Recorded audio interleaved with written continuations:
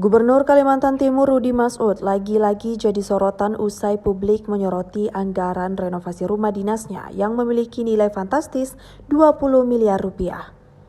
Ia menjelaskan bahwa dana tersebut tidak hanya dialokasikan untuk rumah dinas gubernur, tetapi juga mencakup kediaman wakil gubernur serta berbagai fasilitas pendukung di kawasan yang sama seperti pendopo dan rumah tamu. Menurutnya, kompleks rumah dinas itu memiliki sejumlah fasilitas penting yang digunakan untuk kegiatan pemerintahan, termasuk pendopo untuk menerima tamu dari tingkat provinsi hingga masyarakat umum. Selain itu, terdapat guest house yang difungsikan sebagai alternatif penginapan bagi tamu resmi yang berkunjung ke Kalimantan Timur. Rudy juga mengungkapkan bahwa fasilitas rumah tamu tersebut pernah digunakan oleh Presiden ke-6 Republik Indonesia, Susilo Bambang Yudhoyono saat melakukan kunjungan ke daerah tersebut.